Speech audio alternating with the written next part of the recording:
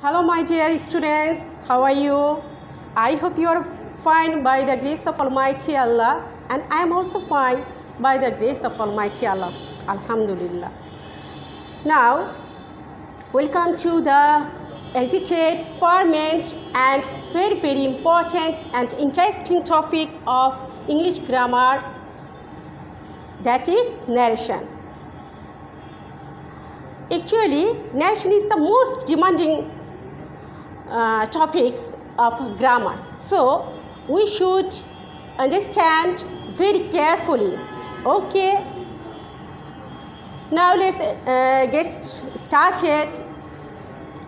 At first we have to know what is the definition of narration. তোমরা সবাই জানো narrationটা হচ্ছে খুবই ডিমান্ডিং একটা টপিক ইংলিশ গ্রামারে। সো অ্যাট ফার্স্ট আমাদেরকে যেটা জানতে হবে সেটা হচ্ছে ন্যারেশনটা কী, ন্যারেশন কাকে বলে। অ্যাকচুয়ালি ন্যারেশন হচ্ছে বক্তার উক্তি। ন্যারেশন কি? বক্তার উক্তি, কথা বলা। এখন ন্যারেশনকে বক্তার এই উক্তিটা দুইভাবে করা যায়। কয়ভাবে? দুইভাবে। That is direct and indirect. That is direct and indirect. এখন ডিরেক্টভাবে যে কথাটা বলা হয় আমরা তাকে বলবো ডিরেক্ট স্পিচ, অ্যান্ড ইনডিরেক্টলি যেটা এক্সপোজ করা হয় সেটাকে আমরা বলবো ইনডিরেক্ট স্পিচ। আমি আরেকটু স্পষ্ট করে বলছি যে ডিরেক্ট স্পিচটা কি। নেতাজি সুভাষচন্দ্র বসু বলেছেন, তুমি আমাকে রক্ত দাও, আমি তোমাদের স্বাধীনতা দেব। That is direct speech because Netaji Chandra Basu এটা কিন্তু সে নিজে বলেছে। সো এটা হচ্ছে ডিরেক্টলি বলেছে, সো এটা ডিরেক্ট স্পিচ। আর এখন যদি আমি তোমাদের কাছে এসে এক্সপ্রেস করি যে উনি আমাদেরকে যে আমি বলছি যে আমরা যদি ওনাকে রক্ত দিই তাহলে উনি আমাদের স্বাধীনতা দেবে। মাই যে স্টুডেন্টস, তোমরা কি বুঝতে পারছো যে একটা কথাকে জাস্ট একটু ঘুরিয়ে বলাকে ইনডাইরেক্ট স্পিচ বল কি বলে, ইনডাইরেক্টলি এক্সপ্রেস করছে। ওকে, আরেকটু দেখো, যে ডিরেক্ট যে স্পিচটা এটা ইনভার্টেড কমার ভিতরে আবদ্ধ থাকবে। যদি আমরা সহজ ভাষায় বুঝি যে কোটেশনের মাধ্যমে মেইন ডিরেক্ট স্পিচটা ইনভার্টেড কমার ভিতরে আবদ্ধ থাকবে, but on the other hand indirect speech কিন্তু কি থাকবে না, ইনভার্টেড কমার মধ্যে থাকবে না। সো তোমরা কি বুঝতে পেরেছো যে ডিরেক্ট আর ইনডাইরেক্টটা স্পিচটা মানেটা কি? আই হোপ তোমরা বুঝতে পেরেছো। Okay fine. এখন আসো যে আমরা জানি ন্যারেশনে কয়টা পার্ট থেকে, ন্যারেশনে 2 পার্টস। কয়টা? 2 পার্টস। ওকে দেখো, I said to him I will go to Dhaka. I said to him I will go to Dhaka. একটা এক্সাম্পল দিয়েছি।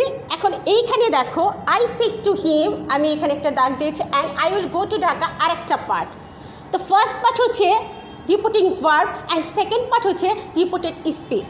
খেয়াল করে দেখো, যদি ইনভার্টেড কমার অংশের ভিতরে আবদ্ধ থাকে সেটাকে বলা হয় রিপোর্টেড স্পিচ, অ্যান্ড সহজ ভাষায় হচ্ছে ইনভার্টেড কমার বাহিরের অংশটুকুকে বলা হয় reporting verb. Do you understand?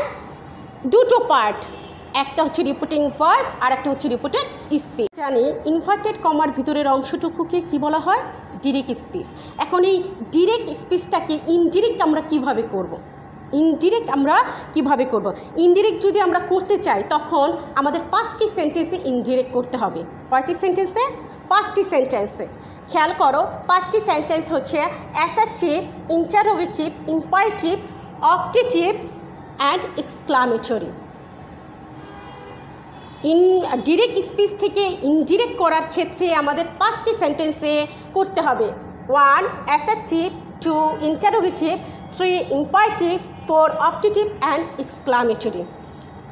ওকে, এখন খেয়াল করো যে অ্যাসার্টিভ সেন্টেন্সে আমি ক্রস চিহ্ন দিয়েছি। কেন দিয়েছি একটু পরে বলছি তোমাদের।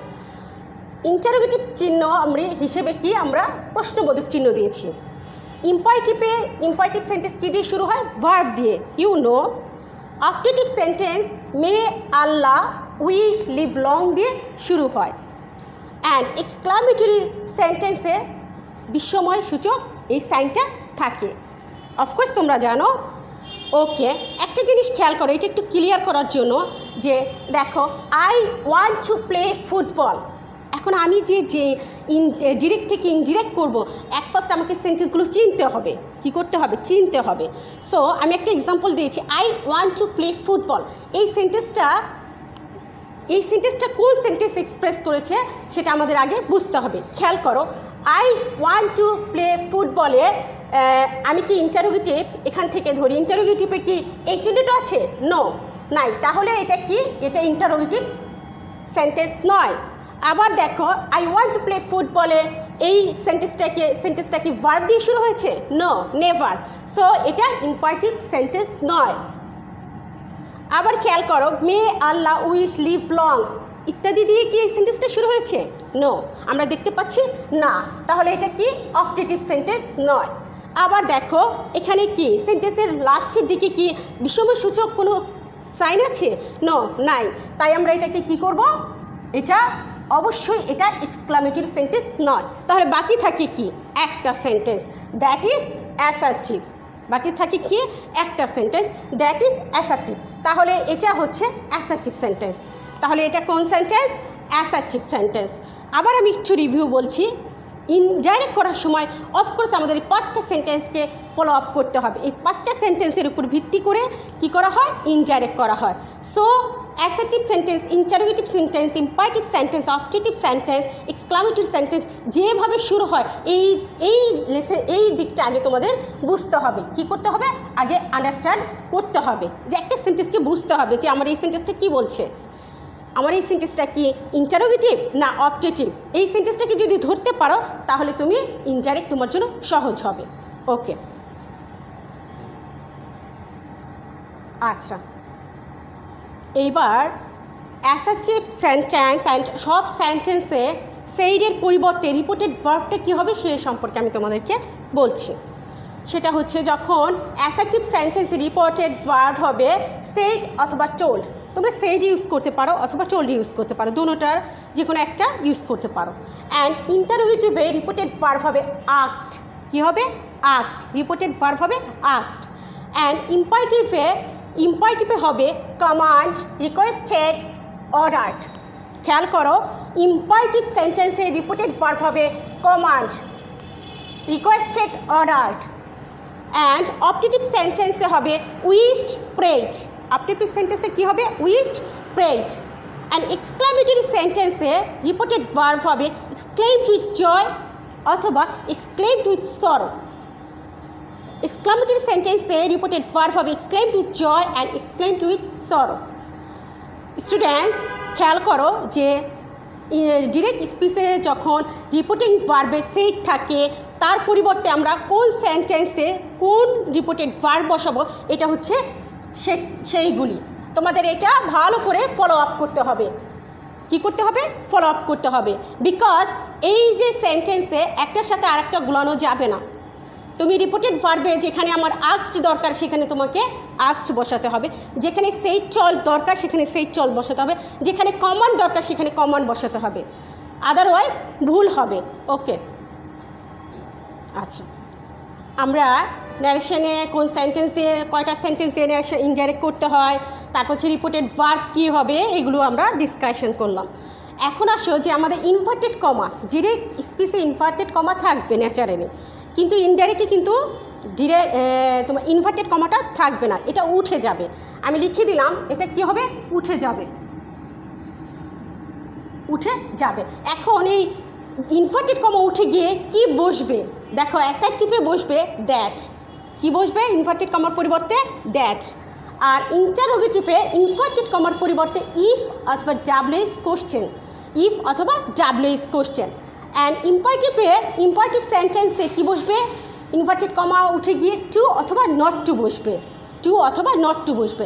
একটু খেয়াল করি, একটু আগে বলি যে তোমার ইন্টারোগেটিভ সেন্টেন্সে যখন ইনভার্টেড কমার পরিবর্তে ইফ অথবা ডাব্লিউএস বসবে, এখন কোথায় ইফ বসবে অ্যান্ড কোথায় ডাব্লিউএস কোশ্চেন বসবে সেটা তোমাদেরকে আমি পরে বলছি। আবার ইম্পারেটিভ সেন্টেন্সে তোমার টু ইনভার্টেড কমার পরিবর্তে টু অথবা নট টু, কি নট টু। এখন টু অথবা নট টু কোথায় বসবে এটা আমি তোমাদের পরে বলছি। অপারেটিভ সেন্টেন্সে ইনভার্টেড কমার পরিবর্তে দ্যাট বসবে, আর এক্সক্লামেটরি সেন্টেন্সে ইনভার্টেড কমার পরিবর্তে দ্যাট বসবে। We know and we see that, দেখো দ্যাট 1 2 3, দ্যাট কয় জায়গায় বসছে? 3 জায়গায় বসছে। আর ইন্টারোগেটিভের ক্ষেত্রে just if and WS question, and ইম্পারেটিভের ক্ষেত্রে ট্রু অথবা নট ট্রু, ইনভার্টেড কমার পরিবর্তে। একটু খেয়াল করে দেখো, আমি কিন্তু এটা চার্ট আকারে তোমাদেরকে এক্সপ্রেস করছি, এটা কিন্তু চার্ট আকারে। জাস্ট তোমরা যদি চার্ট আকারটাকে যদি ফলো আপ করো তাহলে আমি শিওর যে অবভিয়াসলি তোমরা ন্যারেশনের খুব ভালোভাবে বুঝতে পারবে। সো এই চার্টের এই ফার্স্টে আমাদের এক্সপ্রেস করছে যে সেন্টেন্স, 5টা সেন্টেন্সে ইনডাইরেক্ট করব, আর এটা হচ্ছে আমাদের রিপোর্টেড ভার্ব কী হবে, 5টা সেন্টেন্সের রিপোর্টেড ভার্ব কী হবে সেটার ডিসকাশন, আর ইনভার্টেড কমা উঠে গিয়ে কী কী বসবে সেটার ডিসকাশন। ওকে ডিয়ার স্টুডেন্টস,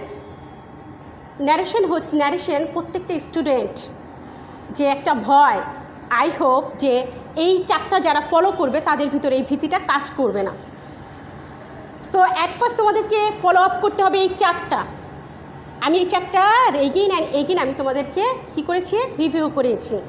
এখন আজকে আমি চাচ্ছি যে এই চারটা তোমরা ভালো করে দেখো, অ্যান্ড নেক্সটে আমি তোমাদের সামনে কীভাবে এই চার্টের পরে যে তোমাদের প্র্যাকটিক্যালি আরও কিছু বাকি আছে, তারপরে তোমাদের প্র্যাকটিক্যাল এক্সাম্পল করাবো, সেটা আমি নেক্সট ক্লাসে করাবো।